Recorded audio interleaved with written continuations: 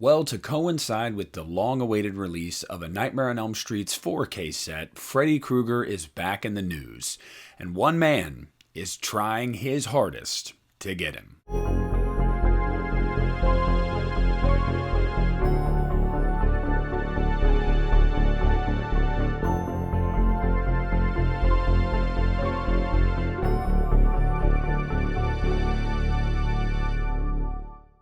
Hey, what's up everybody? Nick here, and today I wanted to give you guys an update on A Nightmare on Elm Street.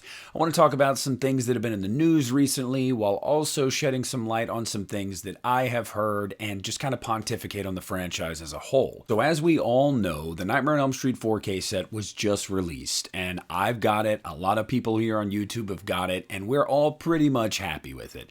The movies look great, they sound great, they're packaged great. It was a huge win for Nightmare fans, something that the fan base has been asking for a very long time.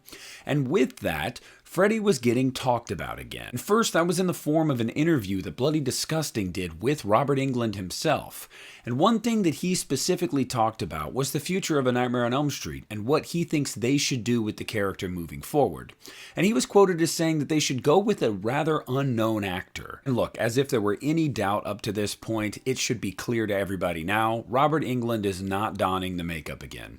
He has hung up the glove, but he is fully behind somebody new taking over and creating their own version of Freddy Krueger. This doesn't sound like a guy that feels so protective over the role in the franchise that he feels like it can't continue without him. So take a note, Craven Estate, New Line Cinema, whoever might be involved here. The legend himself says it's okay to try to start over with somebody new and build out an entirely new era of A Nightmare on Elm Street.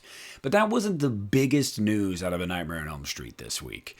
No, it was when Jason Blum, head of Blumhouse Studios, did an interview where he specifically talked about how Friday the 13th and A Nightmare on Elm Street are his white whales. And he said there isn't a day that goes by where he's not checking in on the availability of those properties. Now, that means a lot of things.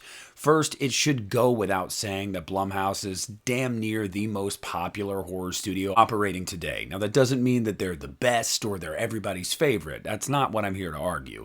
They are probably the most notable, and their films bring in probably the most money, up until the last few where they're kind of on a run of some stinkers right now. But look, Jason Blum's success is very well documented. We do not need to debate that here. And with Jason Blum giving this interview and specifically mentioning these two franchises, it sent a lot of people into a tizzy, and they were like, oh my gosh, Blumhouse, stay far away from A Nightmare on Elm Street and Friday the 13th. You ruined Halloween. Please do not put your hands on these iconic properties and ruin them too. Now, I just want to say, even as somebody that's not a big fan of Halloween 2018, I would never say that Blumhouse ruined Halloween. I think most people can agree there was at least one movie out of that trilogy that they liked or thought was fine. But even removing that from the equation, I feel like people get caught up in Blumhouse's misfires way more than they ever give credit for their hits. Blumhouse as a studio has put out some incredible horror films over the last decade plus. That's just undeniable. There are so many movies that have become synonymous with horror in the 21st century that Blumhouse was responsible for. I genuinely implore anybody that is skeptical of Blumhouse to just pull up Blumhouse on Wikipedia and look at all the movies that they have been the production company behind. And you'll see a good number of them that you're like, oh, that one was pretty good. Oh, that one was really good. Sure, you're going to see some that are not good, and I will be the first to admit that too. But I'm going to let you guys in on a little secret. So is every other studio ever. No studio bats 1,000. They have misses and they have hits. That's just kind of filmmaking. I think that Blumhouse just gets criticized more in this day and age because they are the one operating at the top of their game, or at least they have been over the last decade. And they are the studio that wants to get all of these properties and make sequels to these iconic franchises. And that brings me to the larger point of today's video. Frankly, whether I like or dislike a production house, that's irrelevant here. The fact that one of them, and one of the most popular, is actively pursuing some of these iconic characters and franchises that have laid dormant for so long is a win for me. Because nobody can take away the fact that Jason Blum loves movies. He's very open about that. He also kind of wears his heart on his sleeve. And for the CEO of a company, a movie company at that, that's actually pretty damn respectable. A lot of times they don't let you peek behind the curtain and get a look inside how they do things or why they do things or how those failures affect them. Jason Blum lets people in on that, so I respect that. But it's more so just showing the dedication and the love for these properties and wanting to bring them back and revitalize them for new generations to come. I don't think there's anything wrong with that. We've had this debate over years and years, whether it's the Universal monsters, all the way up to Michael Myers himself. Decades upon decades of cinema history that Blumhouse seems to actually have an interest in revisiting. Now, I know there's a lot of people that feel like certain things should just stay dead. And look, if that's your stance on it, I can't change your mind, and that's fine. But I think for a lot of us, it at least feels good and feels like some kind of validation that somebody cares, and that somebody is definitely not a nobody. That somebody is somebody that would get these rights and put out a movie as soon as humanly possible. That kind of matters to me, because for years and years, I have seen New Line Cinema just sit on their hands when it comes to A Nightmare on Elm Street. I've seen the Wes Craven estate sit on their hands when it comes to A Nightmare on Elm Street.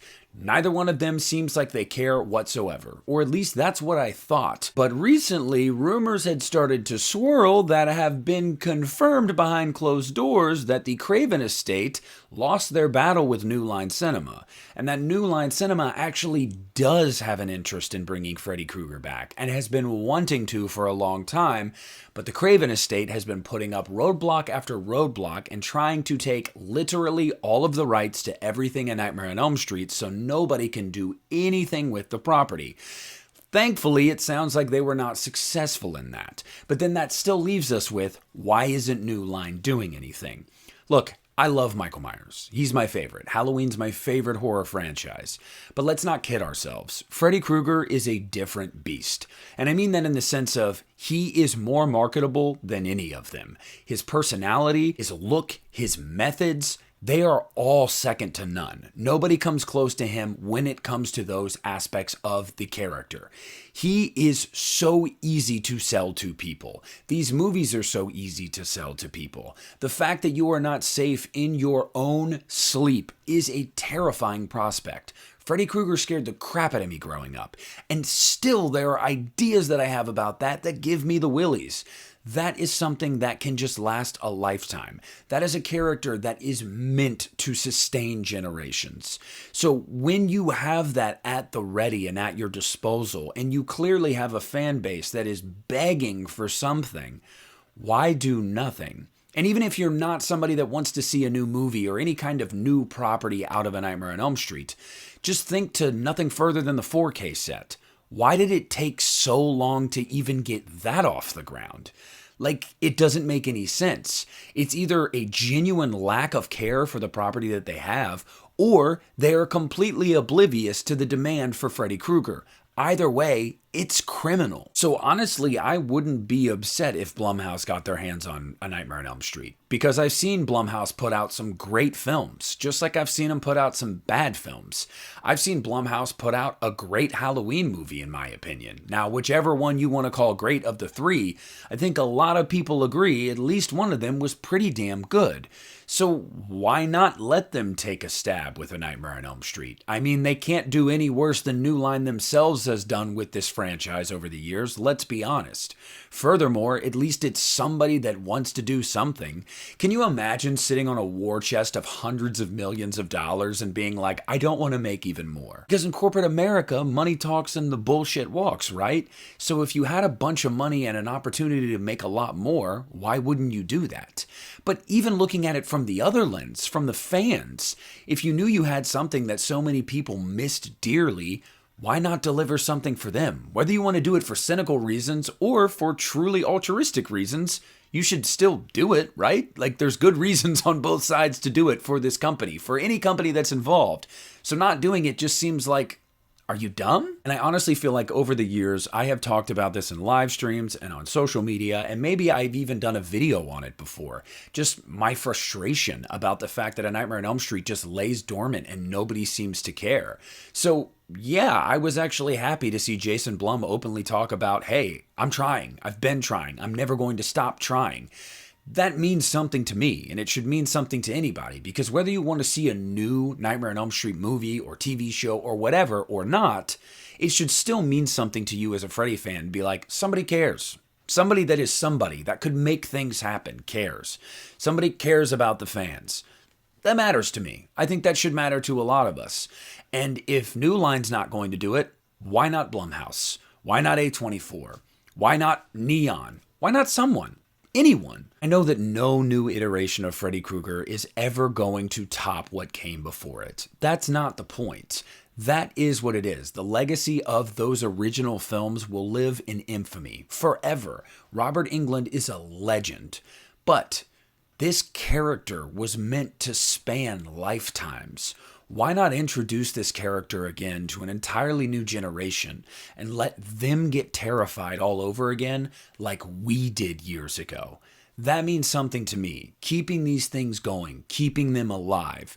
Yeah, sure, there's a 50-50 chance it might not hit, but I'm willing to take the risk of it hitting if it just means that somebody is giving a shit about A Nightmare on Elm Street again. So would I watch a Blumhouse A Nightmare on Elm Street movie? Yeah, 100%.